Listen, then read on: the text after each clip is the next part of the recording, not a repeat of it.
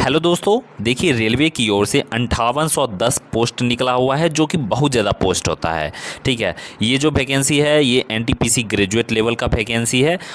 सच बोले तो 5810 पोस्ट बहुत ज़्यादा होता है। आप जी जान से मेहनत कीजिए और सिर्फ आपको अपने एक पोस्ट से मतलब है। ठीक है, एक पोस्ट से मतलब है 5810 वैकेंसी बोले वो भी रेलवे में, वो बहुत ज़्यादा वैकेंसी होता है। ठीक है, तो वीडियो में मैं आपको क्लियरली बता देता हूँ कि जो इम्पोर्टेंट इसका डेट क्या रहने वाला है और इसका एलिजिबिलिटी क्राइटेरिया क्या रहने वाला है और इसका सिलेक्शन का प्रोसीड्यूर क्या रहने वाला है, मैं आपको क्लियर बता देता हूँ। ठीक है, तो चलिए चलते हैं, स्टार्ट करते हैं वीडियो को। तो इसका इंपॉर्टेंट डेट रहने वाला है, ये एप्लीकेशन फॉर्म स्टार्टिंग जो हो गया है वो ऑलरेडी हो चुका है, जो 21/10/2025। ठीक है, अक्टूबर से ही ये स्टार्ट हो गया है फॉर्म।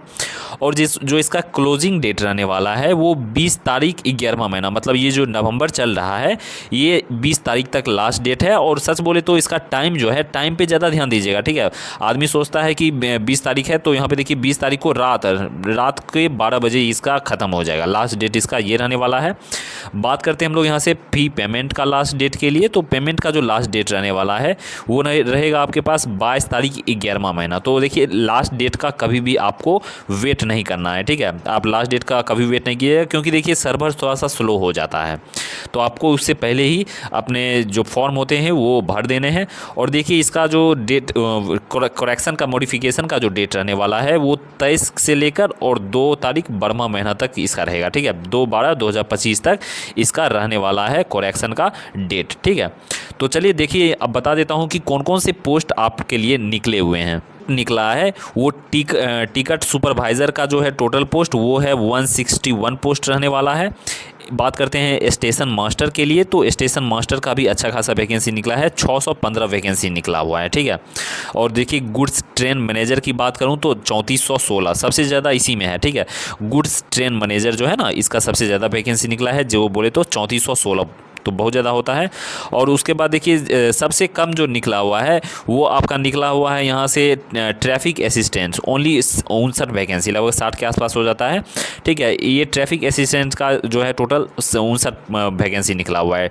आप इसका स्क्रीनशॉट लेना चाहते हो तो आप स्क्रीनशॉट ले लीजिए, और ये सब जितने टोटल वैकेंसी होता है टोटल को आप ऐड कीजिएगा तो 5810 वैकेंसी होता है। ठीक है, तो 5810 में से बस आपको सिर्फ और सिर्फ मेहनत करना है अपने एक पोस्ट के लिए। आपको अपना एक पोस्ट जो है वो सिक्योर करना है, अपने नाम कर लेना है। ठीक है, चलिए हम बात करते हैं ये जितने भी पोस्ट निकले हैं उसका एलिजिबिलिटी क्राइटेरिया क्या रहने वाला है। ठीक है, बात करते हैं इसका एलिजिबिलिटी क्राइटेरिया के लिए। तो देखिए एलिजिबिलिटी क्या है कि आपका जो है ग्रेजुएशन पूरा होना चाहिए। ठीक है, ग्रेजुएशन पूरा होना चाहिए, चाहे आप बीए से कर रहे हो या बीएससी से कर रहे हो या फिर आप बीटेक से कर रहे हो, इससे कोई फ़र्क नहीं पड़ता है। बस एलिजिबिलिटी सब जितने भी पोस्ट हैं उसका सेम टू सेम बस एक ही है कि आपका जो है ग्रेजुएशन जो है वो कंप्लीट होना चाहिए, चाहे आप बीए से ही क्यों ना किए हो या बीएससी या फिर आप बीटेक ही क्यों ना हो।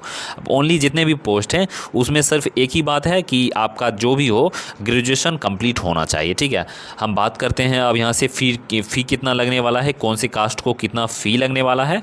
कि मैं बता देता हूँ फ़ी आपका क्या रहने वाला है। फ़ी देखिए अगर आप अगर SC ST ex serviceman female, ठीक है, ट्रांसजेंडर अगर हो तो आपका जो है फ़ी लगेगा वो 250 रुपया। ठीक है, और अगर आप जनरल से हो तो आपको लग रहा है लगभग 500 रुपया। ठीक है, तो फ़ी दोनों का अलग अलग है, चाहे SC ST का एक्स सर्विसमैन PW के लिए कम लग रहा है और जो जनरल वाले हैं वो 500 रुपया लग रहा है। ठीक है, और एक बात है देखिए रेलवे जो है वो हमेशा रुपया को रिटर्न कर देता है। ठीक है, आप CBT 1 अगर दे रहे हो तो वो रुपया आपको जितने भी आपको फ़ी लगा है वो रिटर्न कर देता है। हर बार का ऐसा ही है, रेलवे इसमें ये बेस्ट करता है कि आप जितने भी एग्ज़ाम देने में जो भी आपको फॉर्म भरने में लगा है वो आपको फिर से एग्ज़ाम देखिए एग्ज़ाम अगर फर्स्ट दे रहे हो, अगर CBT फर्स्ट अगर आप दे रहे हो तो आपको रुपया जो है जो भी फॉर्म लगा है वो फॉर्म का फ़ी आपको रिटर्न कर दिया जाएगा। ठीक है, बात करते हैं रिक्रूटमेंट प्रोसेस के लिए। तो देखिए एक बात बता देता हूँ, रिक्रूटमेंट प्रोसेस जो है वो 2 एग्ज़ाम होगा, CBT 1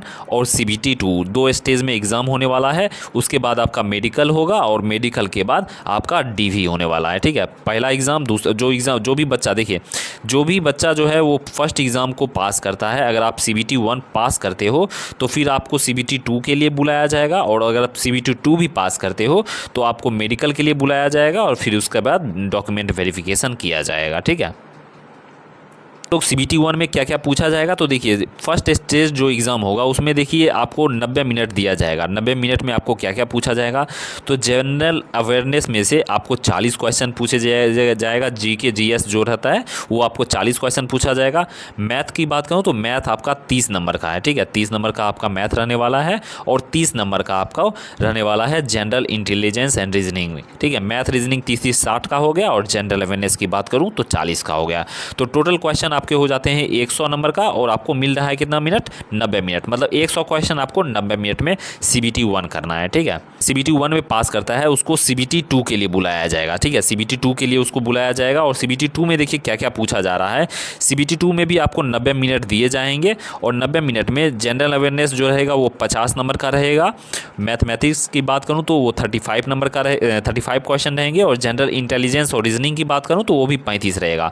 यहाँ पे देखिए नंबर ऑफ क्वेश्चन बढ़ रहे हैं, ठीक है। वहाँ पे 100 क्वेश्चन थे और यहाँ पे 120 क्वेश्चन रहने वाला है। यहाँ पे टोटल क्वेश्चन थोड़ा सा इंक्रीज कर दिया जा रहा है, 120 क्वेश्चन आपको रहेंगे और टाइम जो है वो 90 रहेगा। वहाँ पे था 90 मिनट में 100 क्वेश्चन करना था और यहाँ पे 90 मिनट में 120 क्वेश्चन करना है, ठीक है।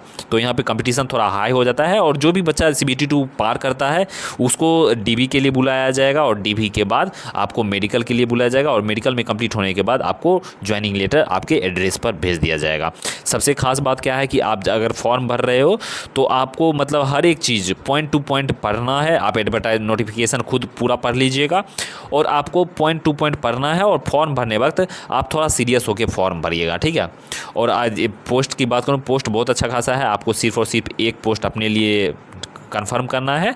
तो जी जान लगा के पढ़िए CBT 1 CBT 2, पहले CBT 1 पर कीजिए, उसके बाद CBT 2 खुद ही CBT 1 में ही पूरा मेहनत कर दीजिए कि CBT 2 का भी आपका पूरा से पूरा तैयारी हो जाएगा, ठीक है। नए हो आप तो चैनल को आप सब्सक्राइब कर लीजिए। देखिए आपको नीचे सब्सक्राइब का बटन दिख रहा होगा। चलिए थैंक यू दोस्तों।